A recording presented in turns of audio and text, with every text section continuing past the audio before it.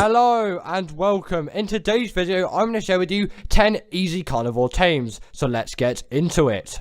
In at number 10 is the bulb dog, and this was first introduced on Operation, and what a creature this is. And some may say it's not a carnivore, as you do tame it with mushrooms kind of to start off with, but its favorite food is mutton. The bulb dog is also a very useful carnivore as well, especially with its light pet ability, making Reapers and Nameless significantly debuffed against you. And I'm pretty sure Nameless won't even come out of the ground when in the presence of a lit up bulb dog. On Operation, definitely a worthy tame and a pretty easy one, and on other maps as well, it is just a really cute shoulder pet to have in your roster. In at number 9 is the Baryonyx. Now overall, the Baryonyx is not the easiest of carnivores to tame. There are definitely some much easier carnivores to tame on this list, but the Baryonyx is just so useful, and it isn't necessarily a difficult tame, which is why it is on this list for obvious reasons. And especially if you have the next gun at your disposal, the Baryonyx will be one of the easiest tames in the game. But if you don't, you can just make a simple 2x2 trap with foundations and door frames. It will be extremely easy and it will work every single time with no fail. The only fails you can really have is the creatures around you killing you and kind of destroying your tame in that sense. But once tamed, you have yourself an absolute beast of a caving arc dino. This creature is absolutely insane for caving, and yes, many people nowadays do use the Shadowmane for caves, as it is again a small creature which can fit into most caves. The Baryonyx is still always my go-to, and unlike the Shadowmane, it has that secret spin ability there, which was somewhat hidden by the subscribe button, but you will see it later on in this b-roll. And essentially what it does is it will stun enemies, and it can stun enemies up to the size of a megalodon. Sadly, it doesn't work on land, which would be great, but it is still great in the water, and it makes it really good for those underwater caves. And yes, the underwater caves with the artifacts and not the loot, but I'm sure most of you will know that by now.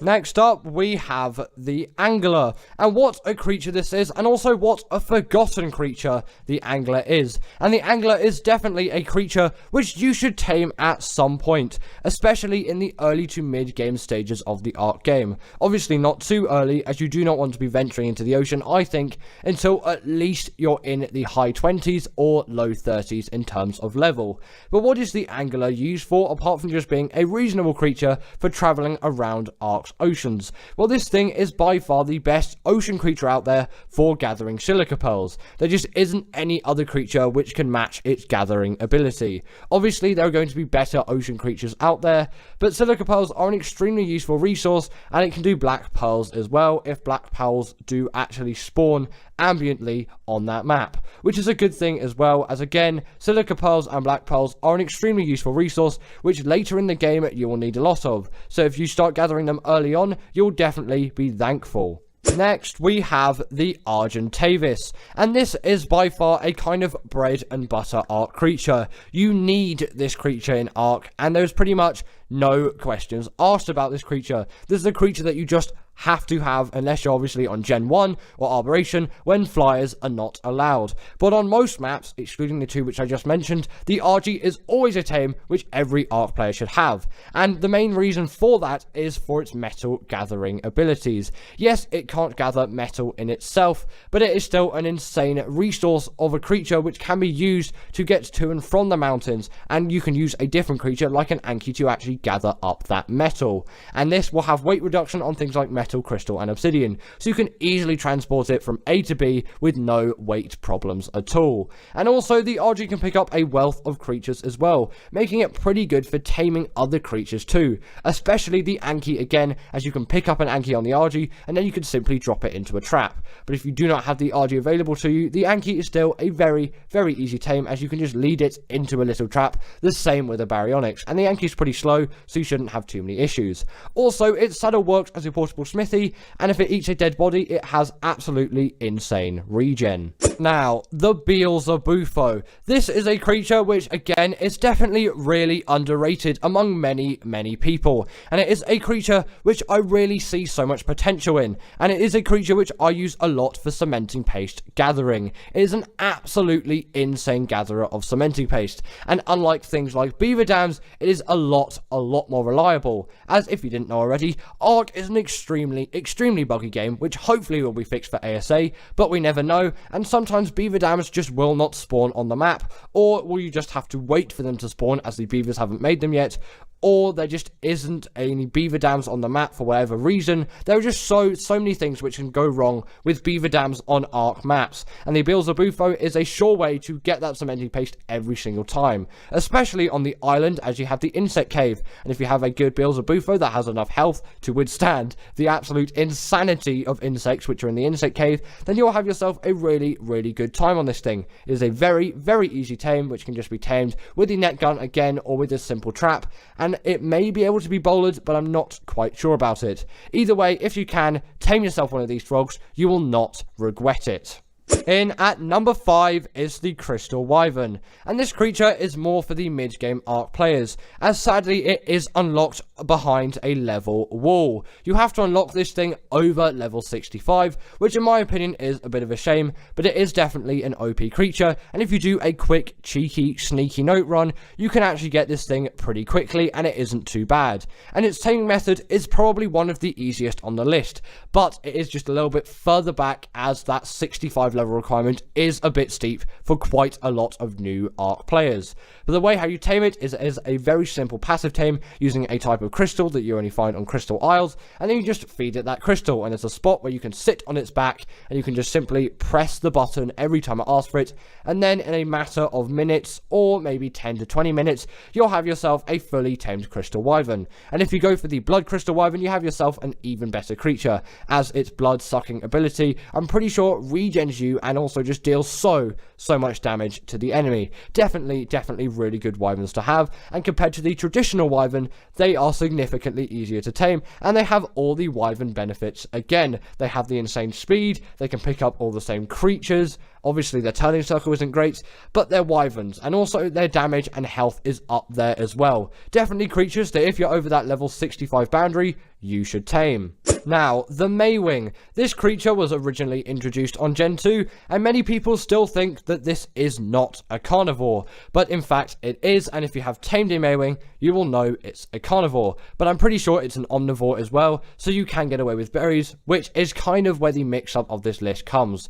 Yes, it does still eat meat, which is why I'm including this thing on the list, and most things will say that this is a carnivore type creature, and you probably want to feed it meat anyway, as later on in these stages of the Ark game, meat is much easier to come by than any berry can be. And in terms of its abilities, this is by far the best travel mount you will find out there. There is just nothing that can match the absolute speed of a Maywing, and the efficiency too. They really are insane travel mounts. And also on top of that, they are great for raising and breeding your creatures up too, as they act as a portable feeding trough. Definitely one to be extremely useful, especially if you're more into breeding. And you can even steal enemy creatures that are being raised if you're into PvP and you're raiding someone's base, when these servers are obviously back up. And also you can even gather berries with these things with the berry flop ability. Definitely a very good creature. In at number 3 is the Carno. Now I can't forget the Carnotaurus, and in my opinion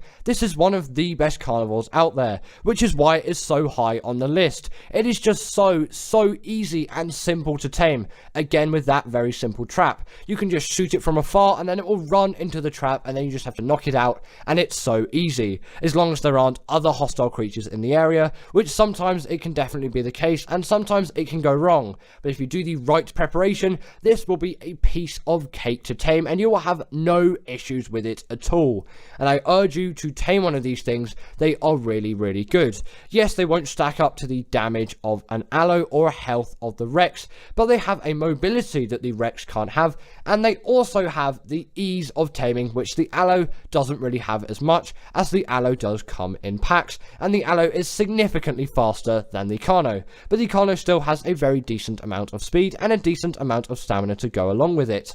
And like the Allo, it also has the bleed ability, as if you use its second attack, which is a headbutt, it will inflict the bleed to your creature which you are actually attacking, which again is an insanely useful ability for a carnivore carnivore to have, and the Rex and the Spino don't even have that ability. The Carno is definitely one to be tamed. It isn't difficult. I know it looks daunting if you have just started Ark, but trust me, in your first at least couple of days of Ark playing, if you can get up to the saddle level requirement, you'll tame yourself a really nice Carno. In at number 2 is the Reaper. Now many of you right now may think I am completely crazy. How is the Reaper an easy tame? It is one of Ark's late game tames, and it is one of the most difficult tames in Ark, so why is it in an easy carnivores list? And I'm not just going to say because it's an insane carnivore, as that still would not be an excuse for this thing being on the list. Well, the reason why is on Genesis Part 2, the Reaper is a really easy tame, but sadly on all of those other maps that the Reaper spawns, you'll not have as good of a time, which is why I'm not putting it in number 1,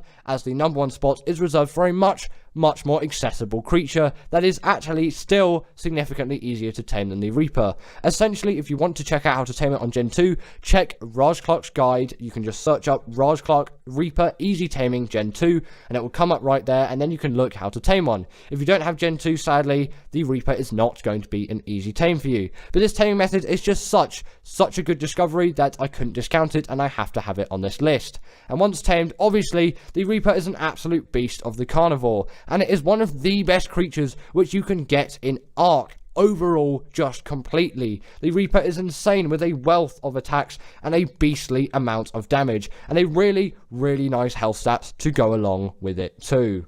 But before we get into number 1, I have a quick honourable mention, which is the Pteranodon. This is by far the easiest fly to tame, with its saddle unlocked at level 38. You really can't miss it. It's just a simple boulder and club tame, definitely worth it. And finally, in at number 1 is the Deinonychus. Now, in terms of the taming method for this thing, you can basically not get simpler. Essentially, you go to the Chalk Cliffs on Valguero, which is a free DLC, by the way, so every Ark player, apart from, I think, Switch, and definitely mobile players, will have access to this thing as long as you obviously have Ark and you're not one of those people that just watch Ark top 10s because they're thinking of buying Ark. If you're one of those people, that is totally fine. In terms of the Deinonychus's abilities once tamed though, this thing has a wealth of them. Mainly its bleed ability, where it can latch onto larger creatures and just inflict all of that bleed damage. Definitely one which is extremely useful, especially because it can be used in bosses extremely effectively, which I'm pretty sure to this day no other carnivore can actually achieve. But also, the Deinonychus is an absolutely insane pack mount as well, just for general travel around the Valguero map, and one which is 100% worth taming. You just need the egg, and then you'll just need some torches, which are unlocked at an extremely low level. And again, talking about their travel, these things can zip across the map, and they can climb up any wall or vertical surface. These things can literally just parkour across any Ark map with absolute ease, and deal all the damage that you'll be required to do, which is an absolutely insane thing for a carnivore of this ease to tame to actually have. Definitely one 100% worth the tame. The top 10 best designed Ark tames. In at number 10 is the Baryonyx, and this creature is obviously very widely renowned and recognized for its insane caving abilities, but also its character is an extremely iconic one too, with its elongated tail and very sharp teeth, and also its tendency to just eat fish meat. This is a carnivore pretty much like no other, especially considering the time frame where this thing came out, and that was far before creatures like the Shadowmane were introduced, so it really was the first creature there in terms of great caving tames, and it really was a big influence back in the day, and it still is my favorite caving creature to this day, and it really has to be talked about in terms of well-designed tames, especially in terms of its body and movement as well. It's got a really slim figure, it moves really fast, and its model is heavily detailed as well, and obviously, like I said, a very iconic one.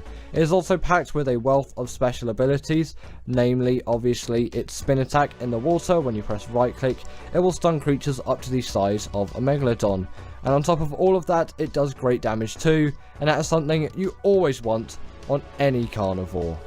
In at number 9 is the Carno, and again, this is another one of those old influential Ark tames, and it really is one of design.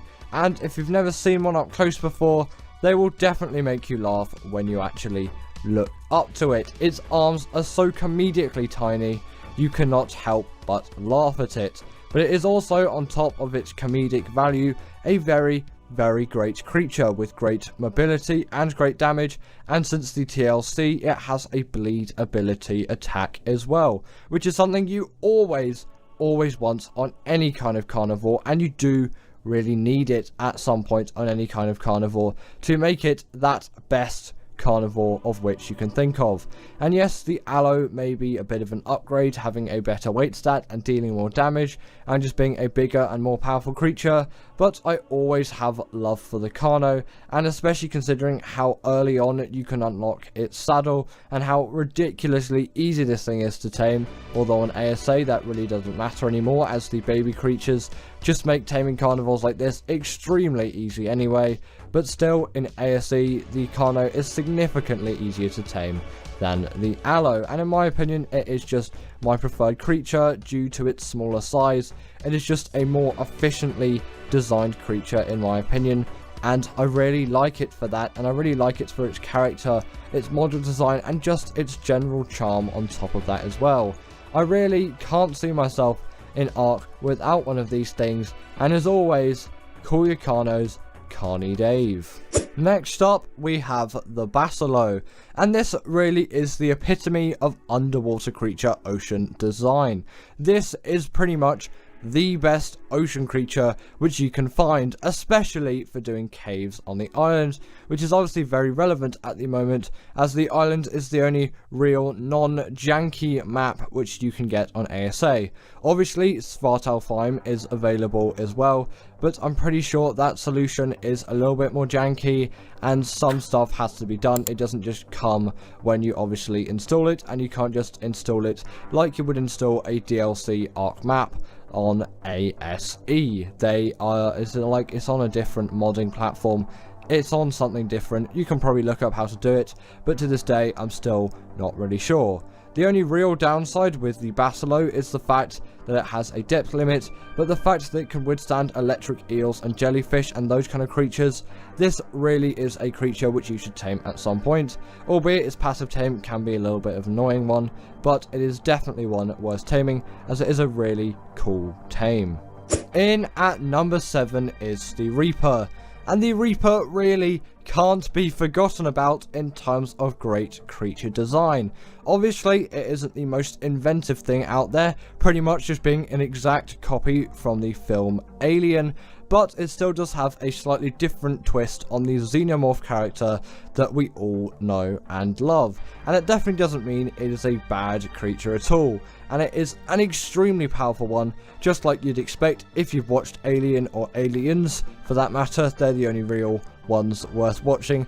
Don't watch any more than that. Alien and Aliens is all you need in terms of xenomorph films. But obviously the Reaper has immense power, and also Alien style, these things will burst out of your stomach, but they won't kill you, but the baby may actually kill you after it if you don't have the adequate amount of Reaper pheromones to essentially act yourself as being the mother of that child. But it will burst out of you xenomorph style, like it does in the film Alien.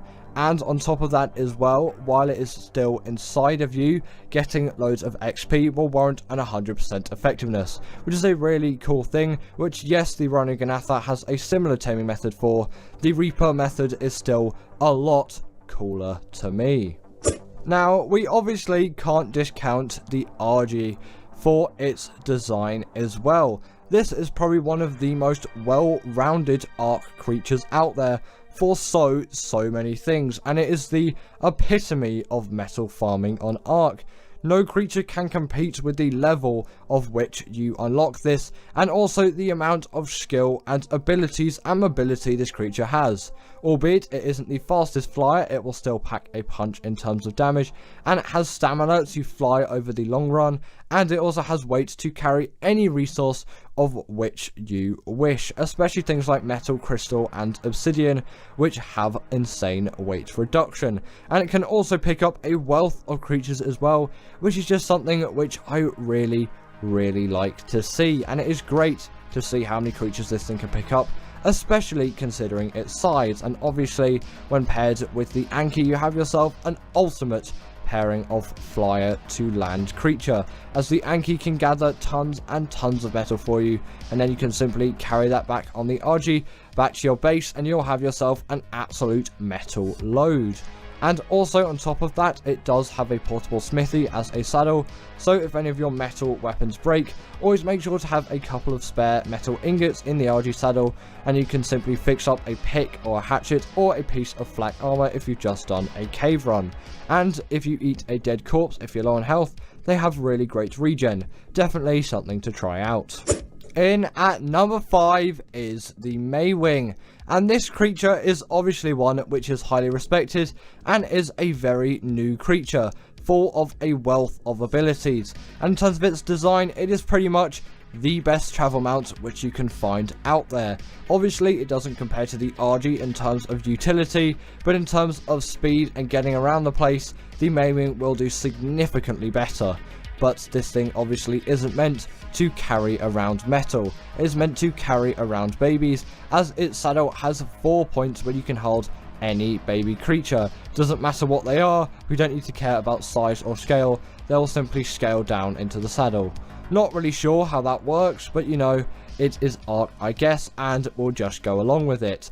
And obviously the Maywing also acts as a portable feeding trough as well, which obviously does help baby growth too. And yes, a feeding trough isn't the most expensive thing. It is so much more convenient to have this thing out, as you don't have to use up loads and loads of meat, and you can easily move that feeding trough around if you have multiple bases. Not to mention that if you belly flop on bushes as well, you can gather berries with it too. Now, the Deinonychus really can't be forgotten. This creature is one of immense skill and immense power, and is probably the best boss creature to date. And in terms of its model design, it is definitely one of intricacy and great detail. This thing has an insane amount of model detail, and with all of its feathers, it really is a nice model. And on top of that, it can grapple onto large creatures and literally just suck the blood, or tear the blood, you should say, right out of them. And this works on bosses as well, which no other art creature, to my knowledge, can do. Obviously making this pretty much the best boss creature, as the bleed ability is absolutely OP. And also on top of that, they have great mobility too, and their transport is definitely one of the highest out of any of the carnivores in Ark. Not to mention that they don't even take full damage as well, which albeit isn't a big issue, as you can always just dismount just before you hit the ground to negate all full damage, but it is still really nice, as you can be much more fluid in your motions, and it is so much more satisfying to use this thing. Not to also mention that it does have the pack buff too, making this even better for bosses, as obviously you're not just going to be bringing one. And although not the most elegantly, it can also grapple over many walls and vertical surfaces, which is an extremely useful ability for any art creature to have. In at number 3 is the Shadow Mane, and this creature is again one of the newer ones, but it really has to be mentioned really high on the list for its design. The Shadow Mane is just there every time when it turns to good design in terms of Ark, and this really was a great decision from Wildcard to include this thing in the game, as it is now one of the most popular Ark tames out there by far, and at the moment the Shadow Mane is being widely used by everyone. But mainly people are just going to tame the highest level male and highest level female, and then just breed them, as their taming method is an absolute pain, and I have done it a couple of times and I really don't want to do it again, but I will obviously at some point when I play through Gen 2 on ASA, whenever that is. I know the release dates have kind of been announced, but it may be a bit rushed or it will be delayed. Who knows at this point with Wildcard. But also, some people don't know about this, the Shadow Mane is a great swimmer too, but it kind of makes sense considering its codename is literally Lionfish Lion. In at number 2 is the Desmodus Draculae, and this thing is obviously again one of the newer Ark tames, but it is just one of such great design that it seriously can't be discounted on this list, especially considering its insane design and also its insane ergonomics. This thing is one of the best controlling flyers out there, obviously having the glide ability shared with creatures like the snow owl and the griffin, but yet somehow seems to be even smoother than the two of them, while dealing insane amounts of damage as well, being great for farming blood bags, which no other art creature can do, being able to grapple onto walls and vertical surfaces, even ceilings like a tapijara, and also making sanguine elixir, which is an absolute cheat for tames. Not to also mention it can go invisible too, although only at night time, and that won't work on extinction, or at least I didn't manage to get that to work, so maybe don't use these things on extinction. And finally, in at number 1 is the Velonosaur. And this may be a bit controversial for many of you, but I really am fond of this creature's design. And in terms of creature design, model design, and abilities, I think this is the coolest out there. Obviously, literally being a living, moving turret, which no other art creature still to this day has done. And obviously, Extinction came out like 2018, 2019. Not quite sure when it was, but it has either way been a long while. And I'm actually seriously questioning why Wildcard hasn't actually revisited this thing, as it is literally my favourite tame to use at the moment, especially considering I am replaying through Extinction. It is just so fast, easy to control, and it deals immense amounts of damage with its turret ability. Albeit you wouldn't use it this close to a creature, you would just use its general hack and slash ability, but just for demonstration, I was just showing it to you there. And also its animation kind of does look really creepy as well. But in terms of the way that this thing attacks, no other art creature can compare to this thing in terms of design and also just in general how creative this creature is, which is why I put it in at number 1. So thank you to my wonderful patrons Ekaterina Puchkova, Karina Thorne, Dominic Masijewski, and Ethan Tapia, who have all supported me through Patreon or through YouTube memberships. If you want to join this list, then go join Patreon or YouTube members, but thanks to all of these guys.